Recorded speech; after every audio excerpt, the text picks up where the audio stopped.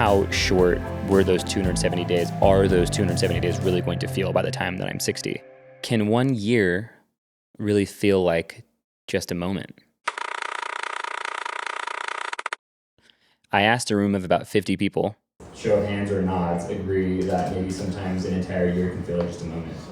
Yeah. 100 nods, well, okay. If 1 year could feel like a moment, and to my surprise, they, including you because you were recording my PowerPoint presentation, said yes. Mm-hmm. For this PowerPoint presentation, I was hoping that at least just one person would say yes, because I wasn't actually sure if many people felt like a year, looking back on a year, could sometimes feel like just a moment or just a whisper or like a blink of an eye.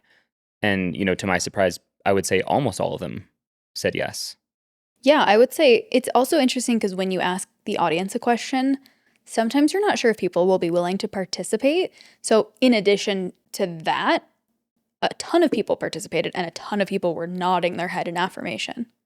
In Shalimar, Florida, there lives a family of 6, a wife and husband of 17 years, ages 40 and 45 respectively, and their 4 children, 2 11-year-old twins, a 13-year-old and a 15-year-old.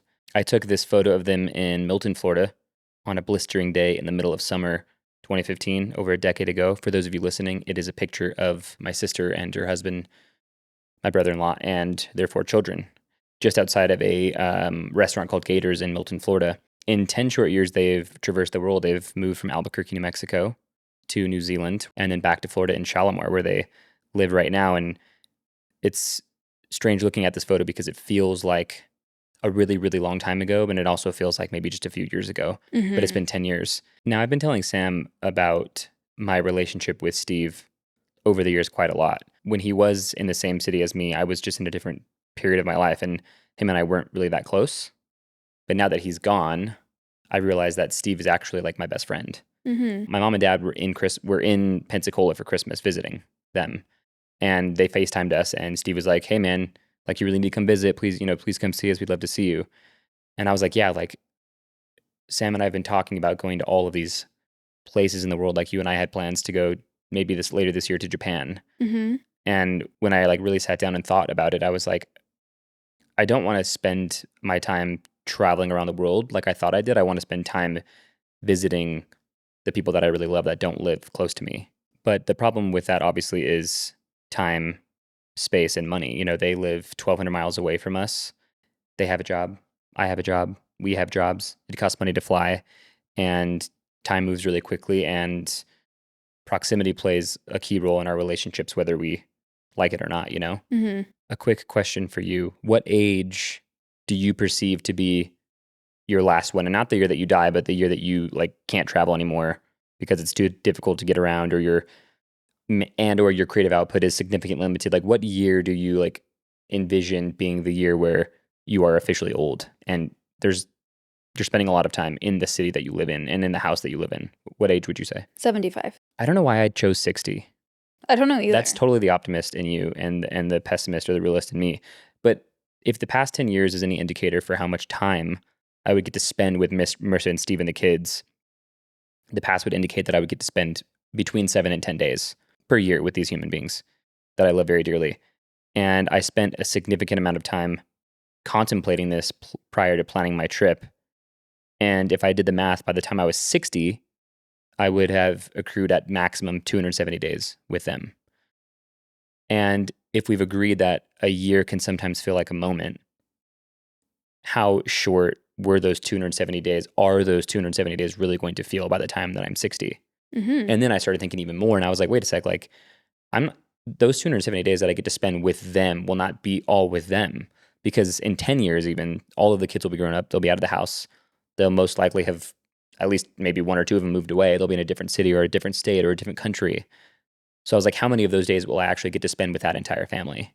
Mm-hmm. And I realized it was much less than 270 days, right? So that was kind of sobering. I'm 33, and that gives me 27 years. But still, if I only get 10 days a year, that's less than a year of my life that I'll get to spend with them before I'm that old. And by that time, Marissa and Steve will be very old too, Mm-hmm.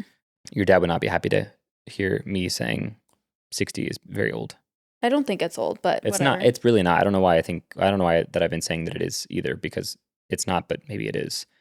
And then I look at your dad, who's 75, and He's 76. 76, and he looks pretty damn good, and he's very sharp, Oh, yeah. and he could pass for 65 easily, or even 60. Oh, yeah. You know what I mean? So good for him, good genes. Then I came to another conclusion about the time that I would get to spend with the twins, who are like my homies, or like my best friends. They're 11 years old. If you're listening, here's a picture of them at the beach near Crab Island, near Destin, Florida.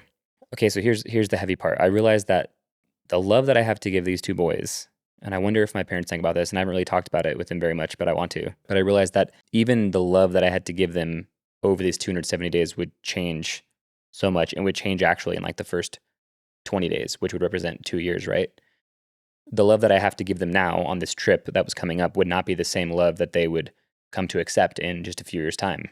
Think about if you're watching and you were an 11-year-old boy, the same love that your aunt gave you at 11 isn't just not the same type of love that she would give you at 14 or 15, because she knows that it's not the same type of love that you would receive, because you're just in a different place in your life. Why do boys and girls, why do we get too cool for our parents? Why do we We go not through want to phases. accept the love that they have to give us when we sometimes love them a lot?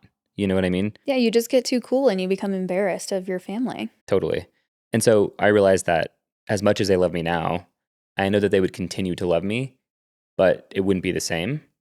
And that had me feeling extra like, holy shit, I need to make these next 7 days really, really count, because the next 7 days or the next 10 days that I get with them, they'll be in a different phase of their life. And then the next 10 days, they'll be in an even different phase of their life. And then in 5 or 6 years, maybe they won't be around at all, and maybe I won't see them very often. So I asked myself, if a year can feel like a moment, isn't it possible to make a moment feel like a year? And if that's true, how can I make this 1 week with them feel like a lifetime? So I set out to stretch time, and to do that, I was going to need 3 things. Number 1. Film, 35 millimeter film to be specific. I would need my 35 millimeter Nikon F100 and my favorite film, Kodak's Professional Portra 400 high-speed daylight balanced color negative film. Many things can be said about Trump's tariffs and the current political climate. Most of them are not good for the average American. I'm not defending Donald Trump and his tariffs, but what I am saying is that I actually think, for me, film being as expensive as it is right now is entirely a good thing. Entirely? Entirely a good thing, and I'll tell you why. The price per roll right now is $17 for Portra 400. That's what I spent at Mike's Camera in Denver, Colorado. The price to develop a roll of film is $30. That's how much it was at Mike's at Picture Perfect in Albuquerque. Shout out to the homies. And I brought 4 rolls with me because it was expensive, because this trip wasn't really planned and it just really wasn't in our budget. So like I had to, give myself a limit on how much film I wanted to take. So I thought 4 rolls for this trip with 7 days would be a good amount of film. If there's 36 exposures per roll, that would give me 144 exposures, or what I'm calling 144 opportunities to capture this, what I'm calling a pivotal moment in my life. And so it's about $200 essentially. After the price per roll and the price to develop, each roll ends up being pretty expensive. What I also realized is that film is a teacher. What it was going to reveal to me is that the 36 choices I made for each roll of film were going to reveal to me what moments mattered most, right? Because film is expensive and I only have a finite amount of exposures. I don't have a phone. I don't have a digital camera with me. I can't, or I do have a phone, but that's not the point. The point is that I was dedicating the photos to being made on film. So that only gave me 144 moments to capture. Mm-hmm. And if I only had 144 moments to capture in 7 days, I had to choose very wisely. And so film is really a teacher, because it shows you, what you care about essentially. And I think that's a really, really beautiful thing. So after you shared this at the PowerPoint party, I was chatting with some people afterwards without you, and we were talking about film coming back, digital cameras coming back, and having a way to capture photos not on our phones. And something that came up for me was, I take a lot of photos on my phone, but because we have essentially unlimited number of takes, Mm-hmm. I might take 10 photos of more or less the same thing. And A, I am never going back to review them. And B, I'm not valuing them or investing the mental energy in remembering this moment, Mm-hmm. because it's very expendable and very replaceable. Exactly.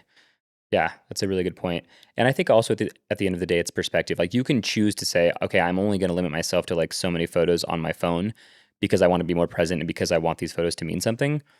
But it's just easier to do that with film. Hmm. It's easier. It just comes organically versus a phone. Yeah, it's hard to put limitations on yourself. And yeah, I have like 36,000 photos and videos on my phone, literally. That's Like, insane. when am I ever going to look at all those? Exactly. It's funny that I always think like in the future when I'm old, I'll look back on them and I keep realizing more and more that like the future isn't even real. Like now is real, Mm. and I don't have the want right now to look at all those, right? Hmm. Who knows? Maybe I will in the future. I don't think that I probably will, even though I think now that I will. Or when I want to look back on them in the future, I only want the one moment. I don't need 10 shots of the same photo, you know? Right, right. Yeah, that's a really good point you make. So there's like two perspectives. I was thinking about like the money aspect. $188 exactly is kind of expensive for 4 rolls. Or from the completely opposite and more optimistic perspective, if I'm seeing this as a way to stretch time, which I firmly believe that I could do with film, then $185 to preserve an entire year's worth of my life essentially with these people seems pretty priceless. Hmm. Like that's really not much money when it comes down to it. Number two. Simple language. So I have a journal that an e-journal on my Pages document that is like 1,400 pages long. If you're watching, there's 3 screen captures here of some of the journaling that I did while I was in Florida. And what I decided that I was going to do was that after every evening, I would sort of just, or even during the day on my phone, I would, if there was a quote, if there was something someone said that was beautiful or funny, or if there was something that happened that I really wanted to remember, or if there was something I knew I just took a photo of on my film camera and I wanted to make that memory even more solid and texturized, I would use language. I would write down something that added to that photo. And I feel like the language itself could help me create those memories that might make it feel fuller. And it's really just simple language. It's not really even journaling. It's just a phrase here and there or words here and there. There's so many that I've already forgotten about. And then I read these and I'm like completely brought back into a memory. And I think that's just a really, really powerful thing. And doing this a bunch and doing it often made it feel like the days were fuller, if that makes Hmm. sense. I think there are two things happening here. The first is this act of creating a thing which you can then reflect on. But not only are you fortifying your memory by doing that, Hmm. you're also reinforcing it by giving yourself a moment of reflection shortly after it happened. So there's kind of 3 milestones. There's the thing that happened, you experiencing it in the present. There's your reflection and documentation of it. Hmm. And then there's your reflection on it later in the future. Yeah. Hmm. I think that journaling on vacation or a trip or during some kind of experience that you want to remember is extremely underrated and not talked about enough. So, I actually, between high school and college, spent a summer living in Panama volunteering. And as preparation for that, we go through training. After I came back, I also participated as a trainer for future volunteers. Mm. And one of the things that we do as part of that training is really encourage people to bring a journal, bring something with you so that day after day, you can write down and reflect on what you experienced, how you felt, what it was like, because this is something you're going to want to remember. And we don't have our phones to dick around. We don't have other ways to be distracted, but this is an excellent way to bring more color to your memory, especially as it fades over time. Yeah, I love that. We want to take a quick break to say thank you so much for being here. And whether you're listening or watching and you're enjoying the show, hitting the subscribe button or following the show really does make a difference and is an excellent way to support us. We would love to read your reviews, and we'd also love if you gave us a 5-star rating. We also love to hear from you, so you can leave us a voicemail in the description, and we'd love to know, how do you stretch time? So you and I were also talking about the language that we use around time. Every human, well, I guess in the English language, I'm not sure how it translates, but we say spending time. I'm spending time with so and so. And I was just thinking about what that literally means, that we're spending time. We're spending money. We're spending time. Is there another way that we could say that? And if we could change the way that we say things like that, would it literally change our perception of maybe time itself and how time passes? Mm-hmm. You know? I think 100%. The perfect example of this is the phrase, I don't have time. And many of us default to this phrase or mindset, especially because life is busy. We work a lot, we sometimes get tired, then we don't want to hang out, and we tell people, oh, I don't have time. But how much time do you spend on your phone? Mm-hmm. If you just pulled up your screen time, how much time actually are you giving away to this thing? Mm-hmm. And what would it look like to reinvest that time in other ways? So instead of saying, I don't have time, what if we actually said that's not a priority?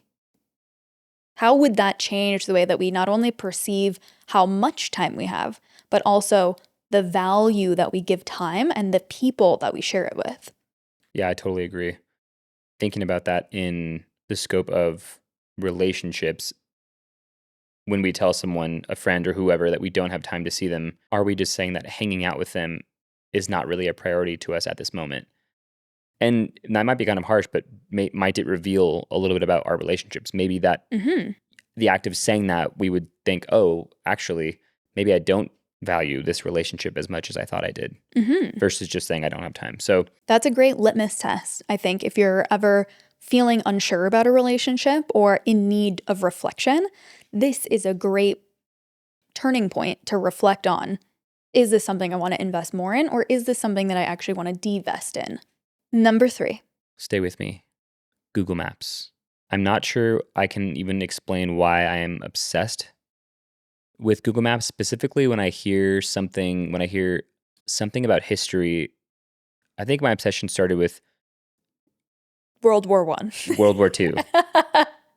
When I heard about it, when I heard about a very specific battle taking place at a very specific location, for some reason I felt like I could not search the area to see if there was a photo there that could pull me into the moment even more. Mm. Right. And so I've developed this infatuation with Google Maps. If I've visited somewhere, if I'm about to visit somewhere, I think especially though, in retrospect, once I visited a place, I love knowing that I can go back on Google Maps and relive that space in a way and fortify the experience or the memories that I had in that space. And on this trip specifically, my sister Leah came out to visit as well. That was actually the whole point, was that we would go for Leah's birthday, because the three of us wanted to spend some time without our significant others, because it's just been so long since we've done that. So anyway, and she came out a couple days after I did. And within 2 or 3 days of being in Shalimar, Florida, living with my sister and her family, they had this little drive-through coffee shop that was just down the street in their neighborhood. And my sister and her husband also have a golf cart because they live on the golf course. So I would wake up in the morning, get in the golf cart at 7:30, 8 o'clock in the morning, and drive the 5-6 minutes in this golf cart, which, by the way, went about 25 miles an hour. That seems too fast. Well, most golf carts are going like 12 to 15 miles an hour on the golf course. This one was doing a maximum 25 miles an hour. It's very fast. I had so much fun, and it became this routine. And the reason that Google Map helped solidify this for me was, on this trip that I would take, on this route that I would take, I would have to avoid this pothole. And when Leah arrived, I introduced her to my routine, and she would go with me to get a coffee. And I would always tell her, make sure that you avoid this pothole, because if you try and swerve too late, this golf cart's not going to be able to handle it and it'll probably tip over. For some reason, maybe the Google Maps isn't a good representation of this example, or vice versa, but I think it is. It starts with the pothole. The pothole was there, and the pothole helped solidify the memory because of the consistency with which I had to think about it. And then when I went into Google Maps to look at that route that my sister and I took, I don't even know why. It was like a longing, but in a great way. It was just, I wanted to see those houses again and feel the wind in my face, as corny as that sounds. And then I found that pothole on Google Maps. Something about that just really did it for me. It helped really solidify that memory. There's so many moments I have of taking the boys to McDonald's, to the coffee shop, to get an ice cream or a coffee. And I think Google Maps is just another piece of the puzzle. It was the film, it was the consistency, and the Google Maps helped solidify that. And if Google Maps isn't really your thing, I would just suggest giving it a try. Look at your old neighborhood. Sometimes when I'm sad, I'll go type in Albuquerque, New Mexico, and then I'll go to the west side Well, don't get too specific. Oh, I'm going to get specific. I don't live here anymore. And here's Unser. And here's cul-de-sac. There's Stony Brook, which means my old house is right here. And I would turn it on satellite mode to see the view and just cry a little bit because I miss the house. I also think you're underplaying your obsession with Google Maps. Elliot also has this incredible skill where if you give him some kind of landmark in a place, he can find it on Google Maps by just like looking at the satellite map. So for example, the Eiffel Tower is like too generic. If you were like, there's this giant mountain in Hawaii that is the biggest mountain in the world, Elliot could like find it. I can't explain it. I take great pride, and it's a form of entertainment for me. And it's almost like a coping mechanism. It's like if I can't do it, I might be a little bit in trouble.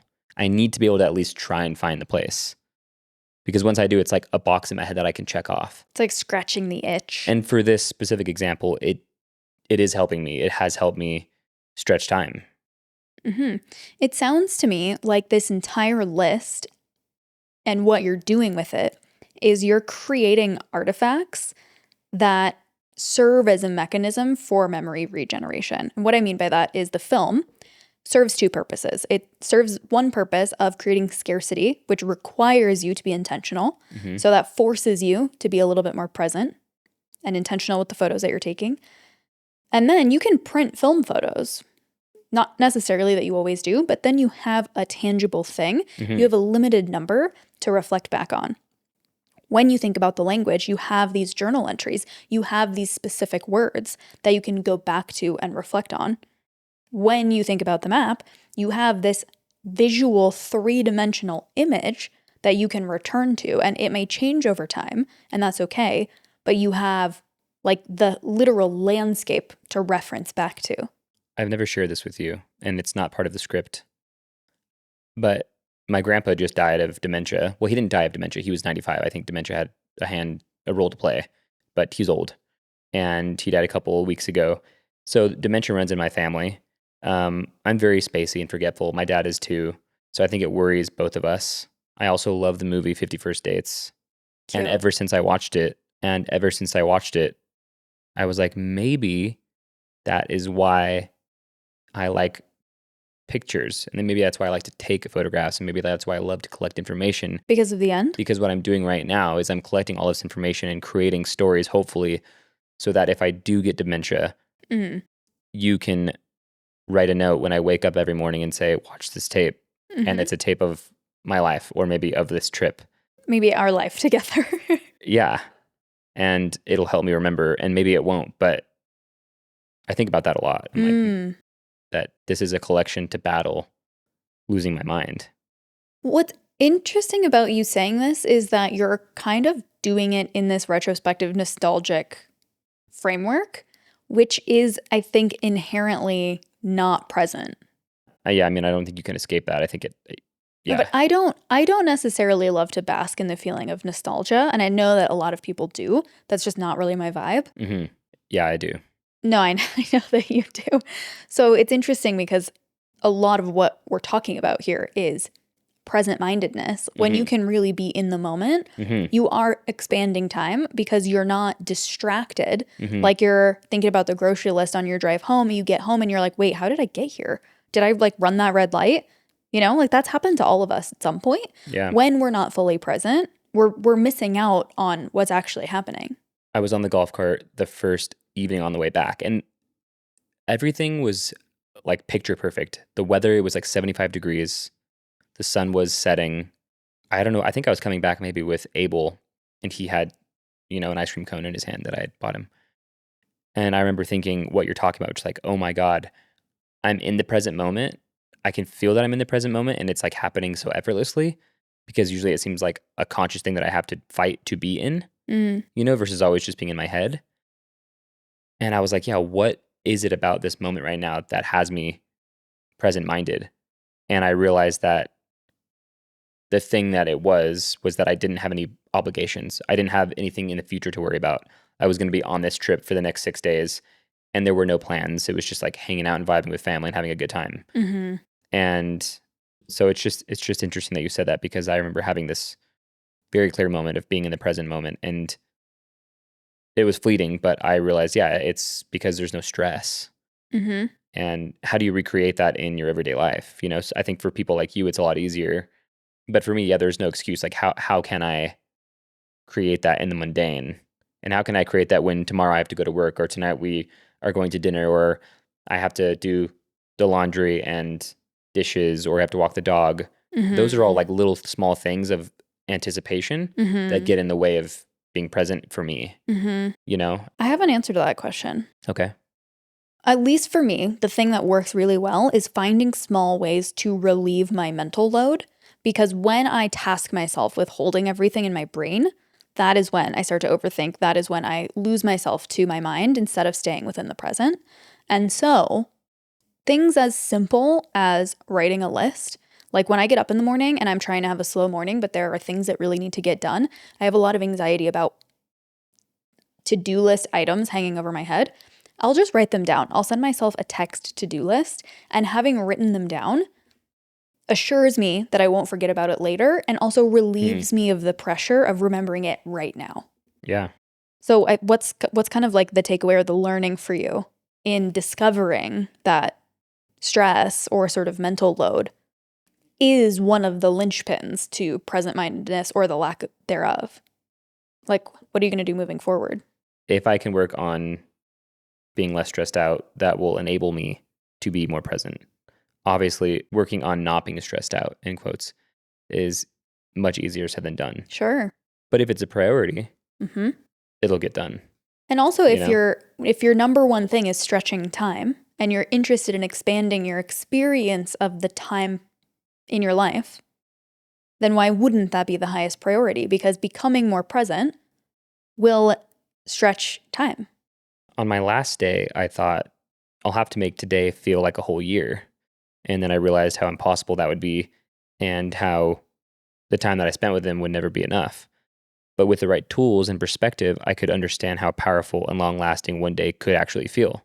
And while it may be true that I will only get a handful of meaningful moments with these people I love so very much, and while I might not get to love them like this ever again, at least I got to love them at all. Love you guys. See you later.